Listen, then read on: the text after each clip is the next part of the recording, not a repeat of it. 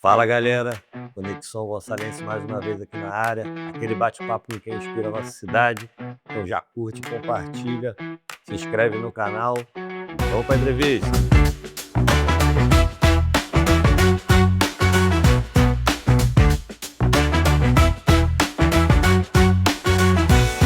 Então galera, hoje o Conexão Gonçalense está recebendo aqui Rafael Schneider, ele que é compositor e sound designer.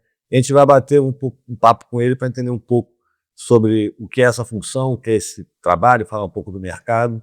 Tudo certo, Rafael? Tudo certinho, obrigado aí pelo convite, galera. Espero poder mostrar um pouquinho aqui do que, como é que é ser compositor e sound designer, principalmente para áudio, para jogos, né, que é o foco que eu tenho. E poder, sei lá, mostrar para uma galera que isso é uma possibilidade, trabalhar com música não é só dar aula ou tocar em barzinho. É isso aí. Então, Rafael, para começar, vamos do início, né? Como que a música entrou na sua vida e qual momento que você enxergou ela como uma opção de carreira, né? Ah, show de bola, cara. Então, eu venho de uma família de músicos, né? Meu avô era multi-instrumentista lá, meu pai tocava violão e tudo mais, mas ninguém nunca levou isso a sério. Mas assim, eu sempre me admirei muito vendo meu pai tocar violão, e a gente vem de uma época que facilidade de internet não existia, né? Então, eu aprendi tudo vendo revistinha, né? Para poder tentar estar ali mais próximo ali, pegar o violão, fazer umas coisas assim. Aí foi passando o tempo, eu fui vendo que eu gostava daquilo, tive minha guitarra, tive banda, né, com o pessoal lá da minha rua, que morava lá na rua. E eu fui vendo que eu queria aquilo pra mim, só que na minha cabeça aquilo só existia se eu tivesse uma banda e, tipo, pô, estourasse, aquele sonho que todo mundo tem, né, de ser músico pelo que aparece. E aí, com o passar do tempo, eu fui vendo que existiam outras opções, eu descobri que existia uma faculdade de produção musical, fui fazer essa faculdade, e aí eu vi que dava para trabalhar em estúdio também e tal, até por causa da vivência de banda que a gente já tinha, né, de gravação e tal, eu vi que aquilo era uma parada legal. Então eu falei assim, se eu não trabalhar com música fazendo música, eu posso trabalhar no meio da música. Os bastidores. Nos bastidores, gravando, produzindo. E aí foi passando o tempo, vem a pandemia, eu tive que fechar o meu estúdio, e aí juntou com uma ideia de outra coisa que eu também amo, que é videogame. Então eu falei assim, pô, tem música em videogame, né? Então eu acho que agora eu posso trabalhar sendo músico, trabalhar fazendo música e fazendo uma coisa que eu gosto, que é de videogame também. E aí eu fui me aprimorando, fui fazendo curso. E hoje em dia eu trabalho essencialmente só com isso. Então, e para a galera que não sabe o que é, que acha isso uma novidade, o que faz o sound designer e o que o resultado desse produto, né, que você gera ali influencia em quem está jogando no ambiente do jogo. Explica pra gente o que é ser sound designer. Cara, ser sound designer é basicamente você pegar a ideia que o desenvolvedor tem, juntar com a imagem que o artista fez e transformar aquilo na parte sonora toda do jogo. Isso inclui fazer os efeitos sonoros, fazer as músicas do jogo, né? Então, se você pega um jogo e tira o som, dependendo do jogo, ele perde total sentido. Se você faça até isso na provocação a vocês, pega um jogo de terror que vocês gostem, tire totalmente o som do jogo e vai jogar. Você vai ver que é completamente diferente a experiência de você jogar ouvindo e jogar sem ouvir. Pode aparecer o monstro estourando na tela aqui, sem som não vai fazer muita diferença para vocês. Com som já dá susto. Exatamente. E pode não aparecer nada. E com o som você já vai ficar com muito medo. E essa é uma das funções de sound design, que entra na outra pergunta que você fez, o que isso acontece dentro do jogo, né? O que a gente mostra no jogo. A parte de sound design é fazer, através dos efeitos sonoros da música, o jogo ficar imersivo para quem está jogando e a galera se teletransportar para dentro daquele cenário. Então, um jogo de terror, que talvez seja o exemplo melhor disso tudo, é você conseguir imaginar que algumas coisas estão acontecendo mesmo sem ela aparecer na tela. Sim. O Resident Evil, por exemplo, tinha muito disso, som de corvo, som de zumbi, sem o zumbi aparecer. Então você estava lá em Raccoon City andando lá, com a Jill e tal, do nada você ouviu um som de zumbi, você já ficava com medo de talvez estourar um vidro, de vir algum zumbi, ou então algum corvo aparecer para te picar, dar uma bicada. E no final das contas não tinha nada, era só aquela imersão sonora que é muito essencial para quem está jogando. E é tipo assim, eu falo que não é porque eu trabalho com áudio, mas eu acho que áudio é 60%, 70% dos jogos, assim. Tanto dos jogos até como dos filmes, né? É o que te ambienta mesmo. Exatamente, Faz parte da experiência completa, né? Exato. Você também pode pegar, por exemplo, uma cena que está na cozinha e botar um áudio muito alto da porta de geladeira fechando, e a pessoa vai se espreguiçar e senta no sofá e parece que tá caindo um tijolo no chão, que aí acontece o oposto, né? Ela te tira Sim, um áudio ruim, ele consegue te tirar da imersão que todo o resto te botou, né? sim, verdade.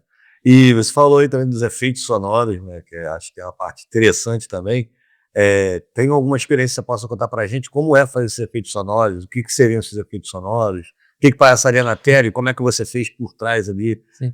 Conta um pouco pra gente Efeito essa sonoro nuance. hoje em dia é a minha paixão, tipo assim, eu sou músico há mais de 15 anos, mas o que eu mais gosto é de ser sound designer, trabalhar com efeito sonoro propriamente dito. E o legal é que você pode pegar coisas do seu cotidiano e transformar em outras coisas completamente diferentes, né? E em alguns projetos que eu trabalho, eu pego os sons do meu filho, eu pego os sons de coisas que estão em casa, de geladeira, de forno, coisas, e transformo em outros sons completamente diferentes. Inclusive, em um dos jogos tem o som da ultrassonografia do meu filho lá dentro, então, tipo, Ai, ia transformar em uma coisa, se você olhar assim, você não acha que é uma ultrassom, nem nada assim do tipo. É, e o efeito sonoro é isso, é som de pulo, é som de passo, é som dos pássaros do cantando, golpe, o do né? golpe, a magia, né, um Hadouken lá, Uhum. uma magia do Sub-Zero. Isso tudo é efeito sonoro. Então, trabalhar com áudio para jogos pode se dividir em várias sessões diferentes, né? E fazer efeito sonoro, ser sound designer e compositor é apenas uma dessas Dessa variantes, assim. entendi. E o mercado de games é gigantesco, né? E como é que tá hoje o mercado para quem trabalha no sound design? Como é que tá funcionando? Tem bastante demanda? Como é que tá o mercado hoje? Então, o mercado de jogos, durante a pandemia, foi o que mais cresceu de todo o audiovisual, tanto de filme quanto de qualquer outra produção audiovisual, música. O mercado de jogos foi o que mais cresceu. E, obviamente, como tem mais gente produzindo jogos, né? Logo tem mais gente precisando de música, mais gente precisando de efeito sonoro. Então, o mercado está interessante. Apesar de ter muita gente fazendo, ainda não está muito saturado o mercado. E o pessoal que trabalha com música, como eu falei, com áudio para jogo, como eu falei, que são várias vertentes, as pessoas elas não se enxergam como rivais assim na área, né? Então, enxerga todo mundo como colega de trabalho, porque eu posso querer fazer música num projeto, mas não fazer o efeito. Aí eu chamo o Yuri que faz o efeito, e aí eu chamo o Marcos Paulo que faz não sei o quê. Então a gente vai sempre se unindo assim nessa área, né? Uma área bastante gente, bastante crescente, assim, bastante músicos indo para essa área, enxergando como uma possibilidade. Então, o mercado está em expansão ainda, tem bastante vaga ainda para quem trabalha com áudio. É um mercado que daqui a alguns anos provavelmente vai ficar um pouco saturado realmente, porque quando começa a vir muita gente com a novidade assim, começa a encher, né? Sim. Mas hoje em dia você ainda consegue viver disso. Eu rompi lá a minha CLT que eu tinha antes, vivo só disso hoje em dia. E não faço nada além de música para jogo e efeito sonoro para jogo. Então, é um mercado que eu boto muita expectativa de que tenham mais músicos que não estão conseguindo dar seguimento em show em barzinho, ou então nunca enxergaram isso como uma área assim. Uma opção. Uma opção, eu enxergo como uma forma de entrar e viver de música, né? Porque viver de música aqui no país realmente é muito complicado. Sim. A gente sabe, né? Porque tem, enfim, diversos fatores. E porque o pessoal da minha idade, que hoje em dia trabalha e tudo mais, então foi crescendo, aprendendo que música era um hobby e não trabalho, né? Sim. Quantas vezes a gente já não ouviu, tipo assim, o que você faz da vida? Eu sou músico. Mas pra ganhar dinheiro Trabalha você com o faz o que quê? é. Entendeu? Então, hoje em dia eu posso falar, ó, eu trabalho com música pra jogo, que eu já ouvi falando que a minha vida inteira que videogame não ia me dar nada na Dá vida, futuro, não né? ia dar futuro, que eu ia sair estragar minha vista, que não ia dar nada. Então, hoje em dia eu trabalho, pago minhas contas, tudo com música e videogame. Ainda falava que estragava a TV. Ainda falava que estragava a TV, isso aí. Então, quando a gente fala assim de trabalhar com games, né? Durante muito tempo você teve esse estigma assim de você tem que estar com equipamentos caríssimos, num grande estúdio. Como é que é isso hoje em dia? Você consegue ser um desenvolvedor de jogos, trabalhar no meio dos jogos, sem estar com esses equipamentos caríssimos e tudo mais, ou ainda tem uma barreira ali? Então, hoje em dia, graças ao avanço tecnológico, né, você consegue fazer jogo a partir do teu telefone. Então, tem engines, né, que são os programas de criação de jogos, que eles têm já versões para mobile, para dentro do celular, e você consegue fazer a partir do celular, sempre com celular de entrada, sem precisar ser celular caríssimo. sem precisar de computadores mirabolantes, estúdios mirabolantes. Então, tipo, eu, por exemplo, fechei o estúdio na época da pandemia, né, igual eu falei, e hoje eu trabalho de casa, no meu home office, uma coisa mais contida, nos equipamentos que são custo-benefício, então uma coisa que eu prego que não precisa ter coisas muito, muito caras para fazer nada de qualidade, então eu faço trabalhos para o Brasil, para fora do Brasil, eu trabalho com o pessoal da Dinamarca, Alemanha, Japão, Noruega, e todos eles com trabalhos com equipamentos de baixo custo, justamente porque eu sou entusiasta disso, de você usar plugins gratuitos, programas gratuitos, equipamentos que sejam de fácil acesso, para acabar com essa barreira elitista, né, que é de só gente que tem dinheiro, só gente que tem um Mac, ou então tem um microfone de 20 mil, consegue fazer. Sim. Então, hoje em dia, graças às tecnologias, os plugins estão mais evoluídos, então eles estão melhores, os programas de gravação estão melhores, os equipamentos estão melhores com baixo custo. Então, você pode começar até com o teu celular, gravando seu áudio, gravando seu violão e produzindo suas coisas pelo próprio programa no telefone. Perfeito. E para alguém que está ouvindo a gente agora aqui, pensa, pô, gostei, quero trabalhar com isso. O que você diria que é o mais importante para essa pessoa? Cursos, equipamentos, vontade, né? O que você diria que é o mais importante para você ter começando a partir de agora, do start, do zero na área? Então, eu diria algumas coisas, né? A primeira delas é que você precisa ter muita força de vontade, porque não é tão simples assim de você, vou fazer o jogo, vou ficar milionário no primeiro jogo. Então, Porque muita gente pensa isso, de que, vou produzir jogo, é muito glamouroso, é muito legal, eu vou acordar 3 horas da tarde, vou sentar lá de pijama no meu computador, fazer meia dúzia de coisa, e vou fazer um jogo que vai me vender 10 milhões de dólares aí. Não é assim, tá? Desculpa acabar com o teu sonho, mas não é assim, é demorado, é uma coisa que, como tudo na vida, é por etapa. Então, tenha bastante força de vontade. De início vai ser difícil, mas depois pode começar a aparecer coisas para vocês que comecem a fazer mais sentido. Se capacitem, façam cursos, escolham uma área do desenvolvimento de jogos.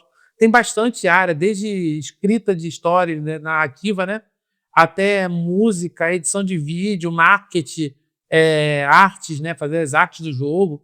Então escolham uma dessas áreas aí e se capacitem nessas áreas. Não tentem abraçar tudo ao mesmo tempo e ser um desenvolvedor solo, igual a galera fala, porque a chance de dar certo é muito pouca, porque, assim, acontecer de estourar um jogo tipo Stardew Valley é muito pouco, Flappy Bird é muito pouca. Então, geralmente acontece com 5, 6 jogos lançados, e aí você começa a vir um rendimento para você, sabe? Mas assim, se capacitem, não se comparem com gente que já está lá na frente, porque, na verdade, tem alguém se comparando com você de onde você está, achando que você está lá na frente também. Sim.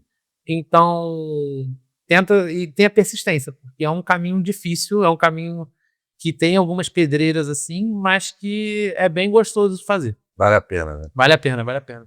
Então é isso. Para quem não sabe, né, o mercado de games ele fatura mundialmente mais do que o cinema e a música juntos, né? Então é um mercado que realmente tem bastante oportunidade. E olhando para o futuro desse mercado, né, com todos os jogos independentes, com a inteligência artificial que também está chegando aí em todas as frentes, né, dominando praticamente tudo, o que você acha que vai ser do futuro desse mercado? Principalmente na questão do sound designer. Tem muita gente que prefere optar por uma inteligência artificial e esquece que ali a criatividade, às vezes, da pessoa tem mais personalidade. Como é que bate de frente um com o outro? Assim? Então, eu acredito que com as novas tecnologias vão abrir bastante campo para pessoas começarem a entrar, então é um mercado que vai crescer ainda mais, vai ficar um pouco mais inchado, né? Mas eu não acho que as novas tecnologias vão roubar o espaço de quem cria, principalmente. A IA, ela vem para te auxiliar em determinadas situações e não para roubar teu espaço. Facilitar processo. Facilitar processo, exatamente. É te destravar numa ideia que você tá, é te dar uma ideia que você não teve. Mas a pessoa que vai, principalmente em jogos, a pessoa que vai criar arte, que vai criar música, ela não vai ser substituída por isso, porque a galera do meio não compactua com isso. Não é, pelo menos o indie não compactua com isso. E as grandes empresas também, as que são mais sérias, assim, elas também não gostam muito disso. O que eu vejo agora é que já chegamos talvez no ápice do realismo gráfico, né? Porque às vezes o jogo lança para um novo console, a única coisa que muda é o movimento do cabelo, é umas bobagens. Quem quer jogar mesmo não tá nem aí, Sim. entendeu? Quem não fica, tipo, de sommelier de gráfico não tá nem aí pra isso. Então, eu acho que as pessoas vão voltar a olhar mais pra dentro dos jogos como forma de entretenimento. Sim. E menos de como, tipo, o meu videogame faz mais gráficos do que o seu, não sei o que lá. Porque lá atrás, quando a gente era moleque, tipo assim, a gente não queria saber se o Mega Drive tinha mais gráfico que o Do que Super os Nintendo, PRs, que o PS1 tinha menos gráfico que o Nintendo 64, sei lá. A gente só queria se divertir, sacou? Um tinha o Pokémon, o outro tinha o Silent Hill. Quer saber se dava pra trocar fita. A gente queria saber se dá, exatamente. Isso é outra parada. Eu acho que é uma visão que as empresas talvez tenham de novo, a partir agora, principalmente da Nintendo, do sucesso que está fazendo com o Nintendo Switch. Então, essa parte de uma empresa que não foca em gráfico, ela foca na experiência da pessoa. Sim. Então, acho que talvez esse seja o caminho, focar nas experiências de quem está jogando. E isso aí depende do console que vai ser lançado, se vai ser lançado para o computador. Eu acho que ele tem que focar na experiência de quem vai jogar. Você não faz jogo para você faz jogo para quem vai consumir. Sim. Entendeu? Então, eu acho que é isso. A IA não vai roubar teu lugar, mas ela vai te ajudar a chegar num lugar para frente. Então, vai possibilitar pessoas que não sabem programar tanto a terem uma programação um pouco mais rápida, ou então uma solução que ela não pensaria, né? Mas ela, no fundo, no final do dia, ela vai sempre preferir alguém que faz música, alguém que faz arte, alguém que saiba escrever uma história direita, que não seja genérica, alguém que saiba programar mesmo, entender tudo aquilo que o prompt lá disse para você e que saiba compreender aquilo, porque a gente faz coisas para outros humanos, a gente não faz coisa para uma máquina, entendeu? É robotizado. Então, esse sentimento, essa coisa que só o humano pode botar ali, isso aí é inegável. Por enquanto, pelo menos, a IA não faz isso. Entendeu? Não tem essa capacidade de criar com alma, né? Exatamente. Ela pode até seguir o que você está dizendo, mas aí depois eu faço desse jeito, aí o Yuri bota o mesmo prompt, ela vai fazer igual. Exato. E vai se replicando. Quando você vê, não tem ninguém originalidade, está todo mundo de robozinho. Tudo muito padronizado, acaba perdendo a graça. Exatamente. Então, Rafael, a gente bateu esse papo aqui, está chegando ao final. Como de costume, a gente deixa o espaço aqui para o nosso convidado passar uma mensagem. Se quiser passar uma mensagem para o pessoal que está pensando, que nunca pensou, mas agora está olhando de um jeito mais como possibilidade, né, de seguir uma carreira nessa jornada, fica à vontade aí. Vou pedir para no final você deixar o seu arroba aí, o pessoal que está assistindo a gente te seguir lá também. Gente, muito obrigado primeiro aí pelo convite. E eu gostaria de ter escutado mais papos como esse quando eu estava na escola, ou então quando eu estava à beira de fazer uma faculdade ou vestibular, porque eu teria perdido menos tempo na minha vida, né? Mas eu entendo que naquela época a tecnologia não era tão avançada, não era um papo, ainda tinha muitos tabus e crenças do tipo vai estragar a TV, vai te deixar com problema de vista, não vai te deixar bitolado, sei lá. Então, hoje em dia, o que eu falo para vocês, principalmente se vocês gostam de jogar e tal, percam um pouco menos tempo jogando assim, tipo, por jogar assim, de tipo, eu quero jogar só esse jogo, quero jogar só isso aqui, isso aqui lá. Aí pensa assim, se você é uma coisa que você poderia fazer para frente. Não só na parte do desenvolvimento, mas sim na parte do esporte também, que está crescendo, né?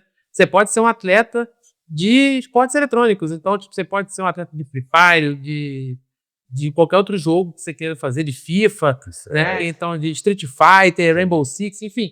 Um jogo que você achar melhor tem competição. Seja por tempo, que é os speedrunners, seja para fazer só... Ou então só se divirta, mas assim, saiba que tem uma possibilidade de você trabalhar com isso, que não é só aquelas carreiras convencionais, né? De administração, direito e tudo mais que a gente vai sempre ouvindo no colégio. Então, a parte da tecnologia é uma parte que vai crescer cada vez mais.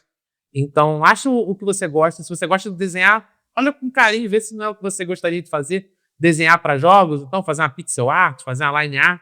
Se você faz música e não quer tocar em barzinho, coisa que eu odiava fazer, então, vê se não é uma coisa que você gosta de fazer também, criar suas músicas e botar num jogo e tudo mais. Fazer trilha sonora. Fazer trilha sonora. Então, bota o lado criativo de vocês para fora. E se vocês quiserem saber um pouco mais do meu trabalho, eu constantemente estou botando um pouco da minha rotina, um pouco dos trabalhos que eu faço e também alguns tutoriais no meu Instagram, que é o rafa.sounddesigner. Então, pode procurar por lá, manda DM, a gente troca uma ideia. Eu estou ajudando uma galera sempre a entrar na área, dando mentoria.